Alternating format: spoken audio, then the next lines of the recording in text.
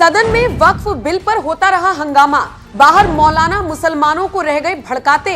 उधर सड़क पर उतरकर मुस्लिम महिलाओं ने मोदी के समर्थन में जमकर लगा दिए नारे।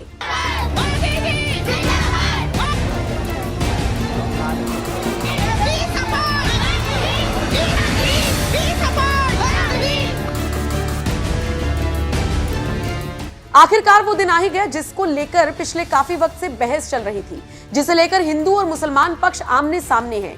बुधवार को लोकसभा में वक्फ संशोधन बिल को पेश कर दिया गया, जिसके बाद एक लंबी बहस छिड़ गई।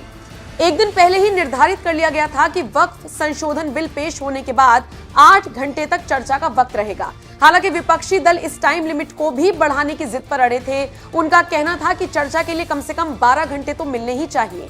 खैर, 8 घंटे पर सहमति बनी और बिल पेश होते ही बहस शुरू हो गई।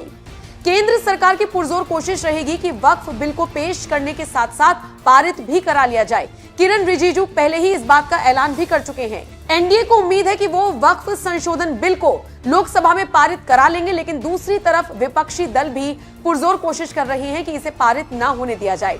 इसका अंदाजा आप इसी से लगा सकते हैं कि कांग्रेसी इमरान प्रतापगढ़ी तो संसद के बाहर काले कपड़े पहनकर पहुंच गए। प्रतापगढ़ी के हाथ में तख्ती थी जिस पर लिखा था रिजेक्ट वक्फ बिल।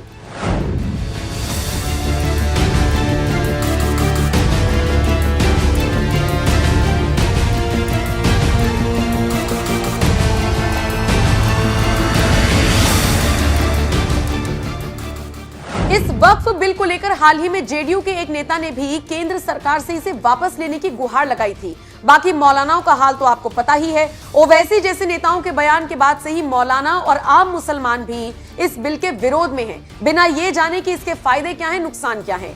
वक्फ बिल का विरोध करने वालों को अब मुस्लिम महिलाओं ने ही करारा जवाब दिया है। जी हाँ, सोशल मीडिया पर एक वीडियो वायरल हो रहा है और इसके बारे में आपको विस्तार से बताऊं, पहले वीडियो देख लीजिए।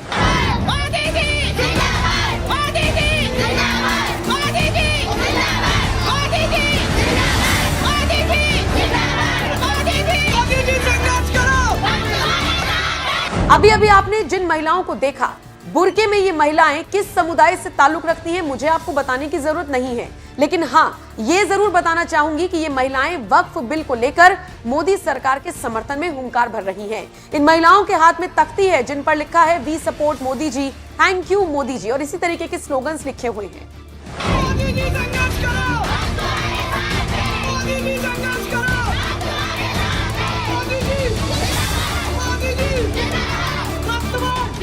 इसी वीडियो को शेयर करते हुए बालियान नाम के यूजर ने लिखा, मोदी जी की सौगातें काम कर रही हैं, थोड़ा ही सही पर नैरेटिव बनाने के लिए मुट्ठी भर लोग भी बेहद जरूरी हैं। कट्टर पुरुष प्रधान समाज में इन महिलाओं के द्वारा ही सुधार होंगे, इसकी शुरुआत हो चुकी है। एक बार फिर से देखिए कैसे महिलाएं जिन्होंने बुर्का पहना हुआ है वो मोदी के लिए जोर शोर से नारे लगा रही हैं।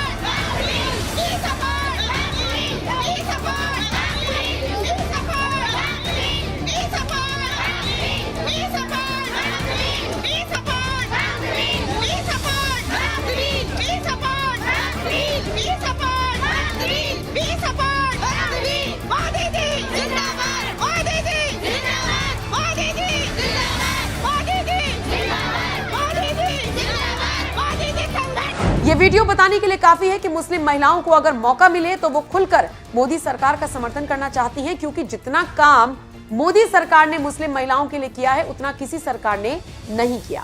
लेकिन लगता है ये वीडियो शायद अखिलेश यादव तक नहीं पहुंचा, तभी तो वो इस बिल को नाइंसाफी करार देते हुए दिखे हैं। सुनिए क्या कुछ कह रहे हैं अखिलेश यादव। जिन लोगों के लिए ये बिल लाया जा रहा है उनकी बातों को तवज्जो न देना, अहमियत न देना, इससे बड़ी नाइंसाफी क्या हो सकती है।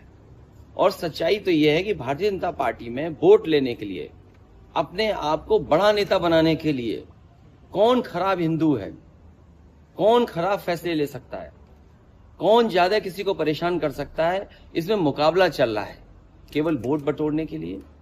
और डॉक्टर राम मनोहर लोहिया ने कभी अपनी किताब हिंदू बनाम हिंदू में कहा था कि ये कई हजार सालों से ये झगड़ा चल रहा है, लड़ाई है कट्टरवादियों के बीच में, उदारवादियों के बीच में, वो भी आपको सब दिखाई दे रहा है। बहरहाल अखिलेश हो, कांग्रेस हो या फिर मौलाना गैंग, कोई कितना ही वक्फ संशोधन बिल का विरोध करता रह जाए, वक्फ बोर्ड पर जिस तरह से मोदी के लिए ये मुस्लिम महिलाएं चट्टान बनकर खड़ी हुई, उसे लेकर अब आपका क्या कुछ कहना है? अपनी राय हमें कमेंट कर जरूर बताएं। हमारी पार्टी इसका विरोध करेगी, बोर्ड पड़ेगा तब भी विरोध करेंगे। और जिन जिन लोगों के लिए ये बिल लाया जा रहा है उनकी बातों को तवज्जो न देना, अहमियत न देना, इससे बड़ी नाइंसाफी क्या हो सकती है। और सच्चाई तो यह है कि भारतीय जनता पार्टी में वोट लेने के लिए, अपने आप को बड़ा नेता बनाने के लिए कौन खराब हिंदू है, कौन खराब फैसले ले सकता है, कौन ज्यादा किसी को परेशान कर सकता है, इसमें मुकाबला चल रहा है केवल वोट बटोरने के लिए। और डॉक्टर राम मनोहर लोहिया ने कभी अपनी किताब हिंदू बनाम हिंदू में कहा था कि ये कई हजार सालों से ये झगड़ा चल रहा है, लड़ाई है कट्टरवादियों के बीच में, उदारवादियों के बीच में, वो भी आपको सब दिखाई दे रहा है सामने।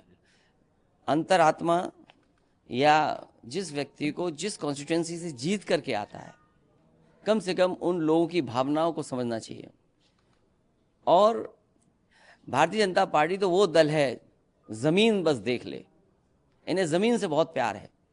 उत्तर प्रदेश में हम लोगों ने देखा, आपने भी वो खबरें चलाई थी कि एक ही रात में 15 मिनट में कितना मुनाफा हो गया था। कोई चीज़ 2 करोड़ की थी, 16-17 करोड़ की बिक गई थी। रेलवे, डिफेंस, सबसे ज़्यादा ज़मीन है इनके पास। रेलवे को बेचा इन्होंने, डिफेंस की ज़मीनें बिकी हैं, और अब बचा है वक्फ बोर्ड, उसकी भी ज़मीन बेचने की तैयारी है। आगे से दिखावा कुछ और है, ये सब पर्दा है अपनी नाकामियों को छिपाने के लिए। हम लोग उत्तर प्रदेश में देख रहे हैं कई योजनाएं जो प्रधानमंत्री जी ने शुरू की थी, वो आज भी पूरी नहीं है। कभी अटल बिहारी वाजपेयी जी के नाम पर मेडिकल यूनिवर्सिटी बनाई गई थी, जो मेडिकल यूनिवर्सिटी बनकर के तैयार हो जाती और बड़े पैमाने पे और लाभ मिलता लोगों को, वो यूनिवर्सिटी नहीं बनी। प्रधानमंत्री से जो एक्सप्रेस वे उद्घाटन कराया गया था बुंदेलखंड, वो जिस दिन से उद्घाटन हुआ है उसके बाद से मेंटेनेंस चल रहा है। और फिर हमारे मुख्यमंत्री तो कहते हैं कि राजनीति हमारा पार्ट टाइम जॉब है, तो दिल्ली वाले हटाते क्यों नहीं ऐसे पार्ट।